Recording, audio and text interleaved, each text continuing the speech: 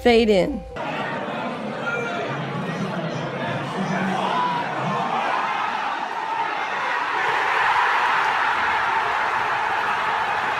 What could possibly go wrong?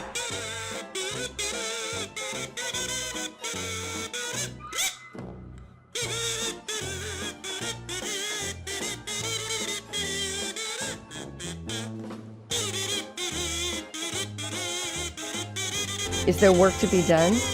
Yes, of course. Nerdrotic.com. It's been 61 days since the triumphant return of Luke Skywalker at the end of The Mandalorian Season 2, December 18th, 2020, which will be a day not that long remembered. It turns out that was just a brief moment where the vast majority of the fandom was united in joy, being reminded what it was like to be a Star Wars fan. Then Disney has seen fit to remind everyone that they haven't changed at all. I said in my Disney Star Wars is saved video, it was. In that moment, the ball was in Disney's court. It's up to them what they do from here. My emotional connection to this franchise was severed with The Last Jedi, and there's little to no hope of it ever coming back. A tiger doesn't change its stripes. Kathleen Kennedy is still firmly in charge, and she's not going to leave until she is good and ready. Now, the last few days have been pretty bad for Disney Star Wars. It's been a PR disaster. It's been The Last Jedi Part 2, all of the failure without the shit movie. Gina Carano broke the narrative, and that's why she had to go. And she was not only fired, she was canceled. Disney came out and ran the bus over her, backed up and ran over her again, trying to destroy her career. Now the CYA is on. Remember, they got rid of her basically in the middle of the night before, here in California, what's a 4-day weekend, the Lunar New Year and President's Day. Again, the spin and the CYA is on. This is from The Hollywood Reporter. This was very strategic. This came out yesterday in their Heat Vision column, which is mostly opinion and rumor. Behind Disney's firing of Mandalorian star Gina Carano. Now, nothing is official. This all comes from sources, and we all know about them. And this is from Aaron Couch, Tatiana Siegel, and Boris Kitt. I don't know why it takes 3 people to write this. And this is where the tiger doesn't change its stripes. The ouster of Carano from the show draws the ire of the political right wing and marks an inflection point for Lucasfilm, whose star was warned repeatedly about her social posts. Yes, Gina was fired for her political beliefs. Her tweets weren't anything near as bad as Pablo Hidalgo's, Pedro Pascal's, or Christina Ariel's. Were they warned? I highly doubt it. The perceived goodwill that Disney Star Wars unintentionally earned with the return of Luke Skywalker, unfortunately, was largely a projection from the fandom, and it came from a good place. You love Star Wars. You want to continue loving Star Wars. But Disney Star Wars has never said they're going to erase anything, and they have never led anyone to believe that they're going to retcon anything. That has largely come from rumors that they want out there. They want you engaged. They want you talking about that stuff while they still head straight towards the Disney trilogy. Now, could they retcon something to make it work a little more, or at least attempt it? Sure, I could care less.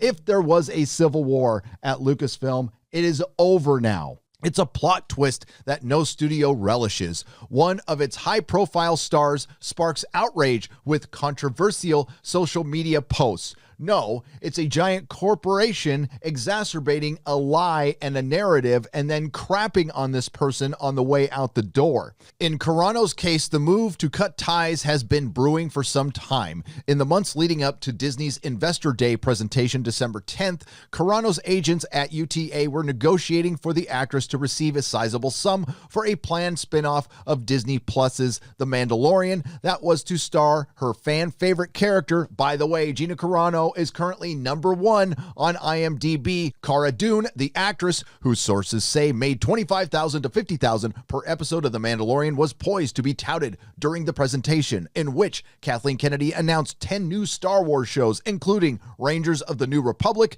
a series that seemed tailor-made for Carano. I'm not going to cover this entire article because a lot of it is ground we have covered before. You could check that out in my Gina Carano is canceled video right here. Let's get straight to the spin. The The decision to ban Carano from the Disney Kingdom went higher than Mandalorian creator Jon Favreau and was made by Lucasfilm executives. I'm guessing it was made by a Lucasfilm executive. Carano, sources say, had repeatedly been warned by those around her about her social media behavior. I'm not too sure that is necessarily true, with the actress even noting publicly in September that her Mandalorian co-star Pedro Pascal, who has a trans sibling, educated her about the use of pronouns after a social media flare-up.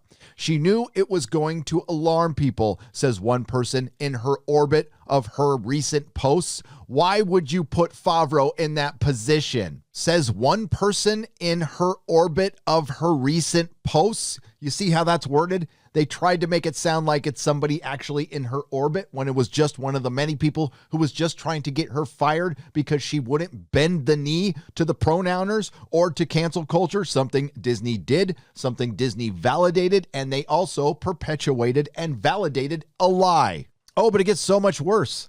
And the Disney CYA continues. Carano's ouster had a domino effect, with Hasbro ending production on its popular Cara Dune action figures. Hasbro says there are no current plans to create more Dune products, one of the best-selling products they have. Amazon appears to have pulled most of its Cara Dune toy merchandise. When asked why, an Amazon rep declined further comment. Meanwhile, the Dune action figures are seeing brisk sales on eBay at prices well above the original list prices. Now, did Hasbro make this decision on their own, or did they have to make it because of Amazon? And Amazon made it because of Disney. This is still all Disney. This goes well beyond the firing of Gina Carano. And if you remember, how could you forget, a spokesperson from Lucasfilm said her behavior was abhorrent, citing things she hadn't done. The way Disney Star Wars has gone about this has been abhorrent, and it's led to a snowball effect. People are starting to point out Disney's other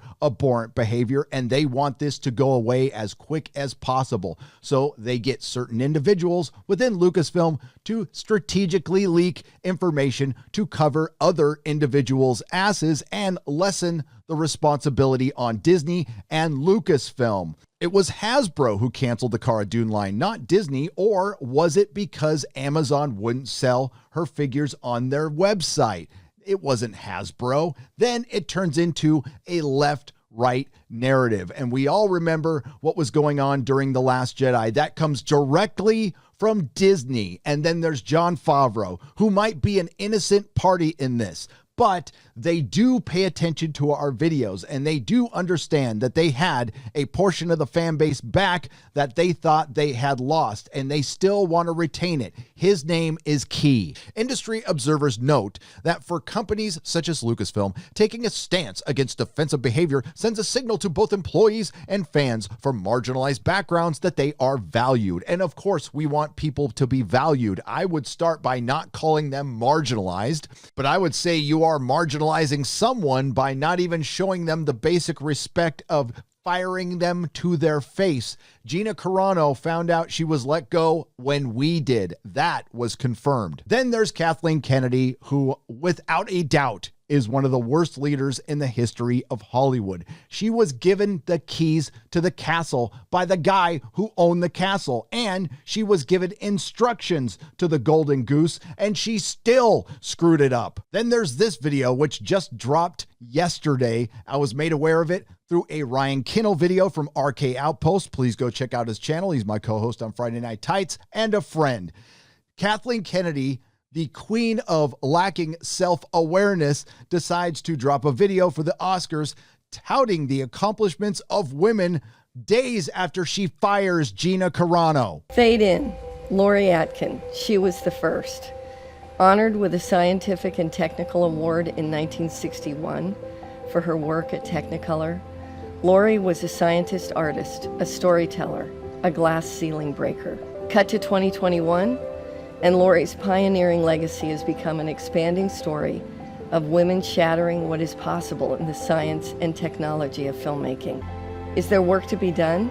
More barriers to break? More progress to be made? Yes, of course.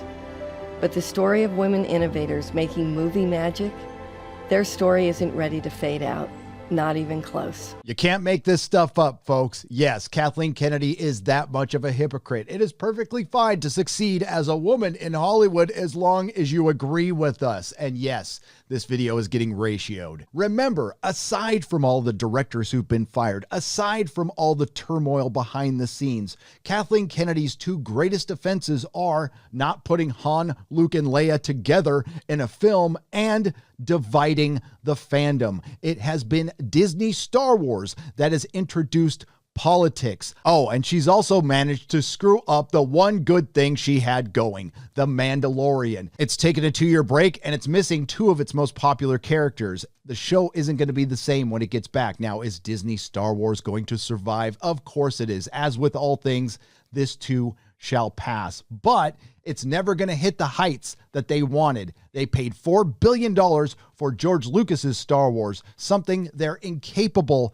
of making. Now, canceled Disney Plus did trend for a few hours a couple of days ago, and that was the whole point. Nobody actually expected to defeat Disney or bring down its streaming service. Just embarrass it a little. It didn't need to be this way, folks. All they had to do was adapt George Lucas's Star Wars. And I tweeted about this last night. It's too bad George Lucas didn't have someone like a Christopher Tolkien to guard and defend his legacy. Now, it sounds like Jon Favreau is an innocent party, but make no mistake, the leak to The Hollywood Reporter was strategic because Disney Star Wars wants you talking about Disney Star Wars again, and they'll blame it on an executive without actually blaming it on Kathleen Kennedy to get you engaged. Now the rumors will ramp back up, and people will start speculating if they're really going to erase the Disney trilogy or retcon it, and they don't have to do anything for years, and I doubt they actually will, but by the time we all find out, it's too late. They've already got you.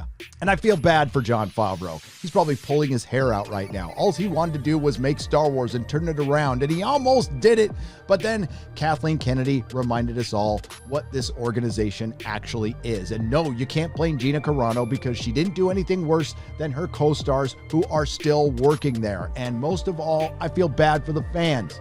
They have had to go through this for years, and that's why I'm no longer a fan. I don't need a headache from Star Wars. I just need to be entertained. And quite frankly, the only entertaining thing about it is the news and not the actual product. Nerdrotic.com. Please subscribe. If you like what I do, please consider subscribing to the channel and liking and sharing the videos, and leave a comment below. It really does help. And if you could do this with your favorite YouTuber as well, I'm sure they would appreciate it as much as I do. I'll see you in the next video.